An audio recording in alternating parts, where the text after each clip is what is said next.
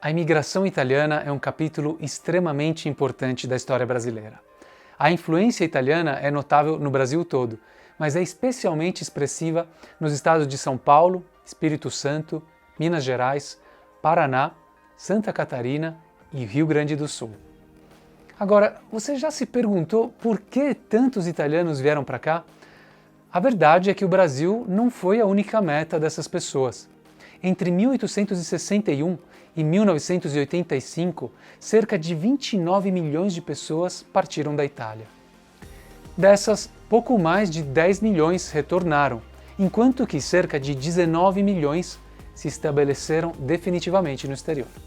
São números muito expressivos que fazem com que a diáspora italiana seja considerada o maior movimento migratório não forçado da história moderna. E o que foi que motivou esse movimento?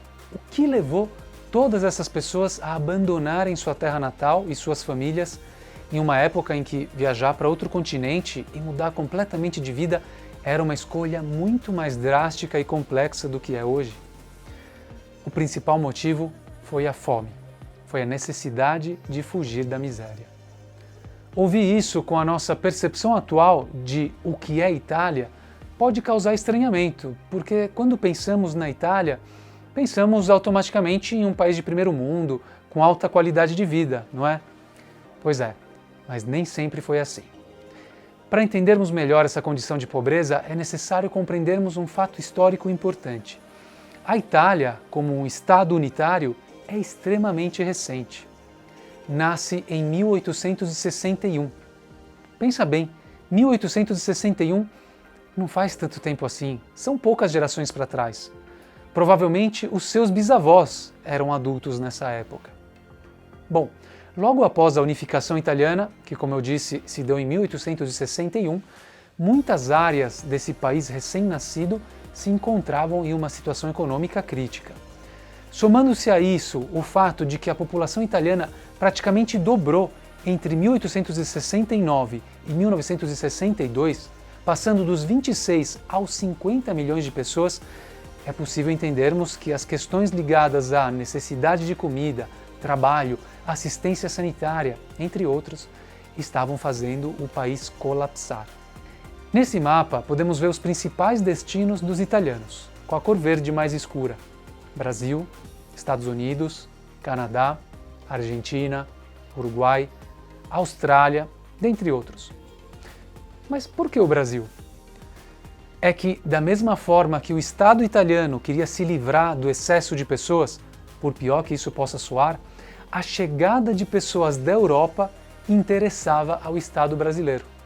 As motivações principais eram três: a falta de mão de obra para substituir a mão de obra escrava, a necessidade de povoar extensas áreas ainda vazias do território brasileiro, especialmente aquelas fronteiriças e disputadas, como o caso do Rio Grande do Sul e Santa Catarina, e a formação da população de um Estado independente de Portugal, em que a imigração europeia era vista com bons olhos, porque além de trazer um elemento de progresso e civilidade, permitiria branquear o povo brasileiro.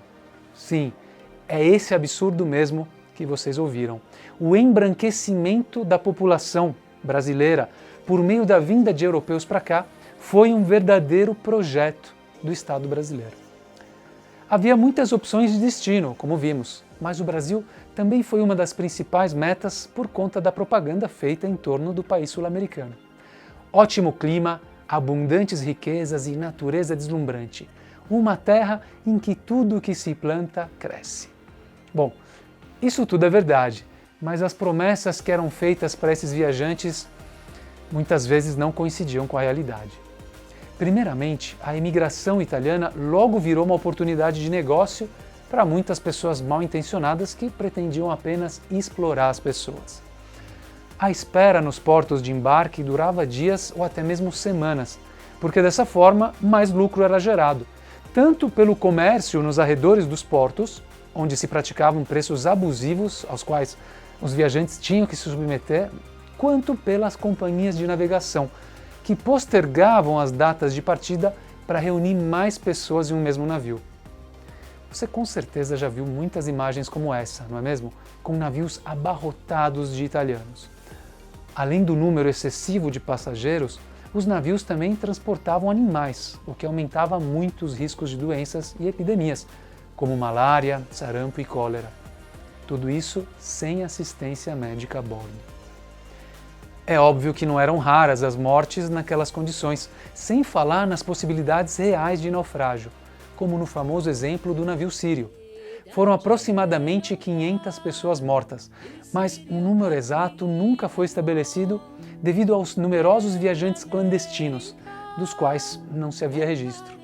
E nem mencionei as bagagens, dinheiro e passaportes roubados, os maus tratos e, pasmem, casos de viajantes que foram levados para destinos diferentes daquele combinado, como no caso de imigrantes que iam para a Argentina e foram parar no porto de Nova York. Bom, depois de cerca de um mês viajando nas condições já citadas, a tão esperada chegada acontecia. Mas o fato de a vinda dos italianos ser desejada pelo Estado brasileiro não significa que a recepção tenha sido boa. O deslocamento dos portos até as fazendas que contratavam esses italianos era muitas vezes extremamente penoso e desgastante, especialmente quando o destino era o sul do Brasil. Não eram raros os casos de mortes. Um relato, por exemplo, dá conta do falecimento de 16 pessoas de uma mesma família, que era composta por 34 membros. Outro caso trágico foi o de um homem que conta que, de 11 filhos, perdeu 6 assim que chegou ao seu destino final. São memórias dolorosas, mas importantíssimas. São testemunho das dificuldades pelas quais os nossos antepassados passaram e, principalmente, da força daquela gente que, apesar de todas as provações, conseguiu prosperar no novo mundo. Esses homens e mulheres fincaram suas raízes nessa nova casa, se multiplicaram, prosperaram e ajudaram a compor a cultura brasileira, a economia brasileira, a sociedade brasileira. Hoje, estima-se que cerca de 30 milhões de brasileiros sejam descendentes de italianos, o que equivale a cerca de 15% da população brasileira. Com seu sangue e suor, geraram riqueza, criaram fábricas, escolas, agremiações esportivas, os mais variados negócios nos mais variados setores. Fizeram cultura, política, ajudaram e continuam ajudando a levar o nome do Brasil mundo afora, mas sempre com um carinho especial pelo país de origem de seus antepassados. E você, é descendente de italianos? Se sim, você tem alguma história interessante para compartilhar a respeito dos seus antepassados? Conta pra gente. Aqui na tela está aparecendo um e-mail. Conta pra gente essa história sobre os seus antepassados. Quem sabe ela aparece num próximo vídeo da Itálica. Grazie per la vostra attenzione. Un caro saluto.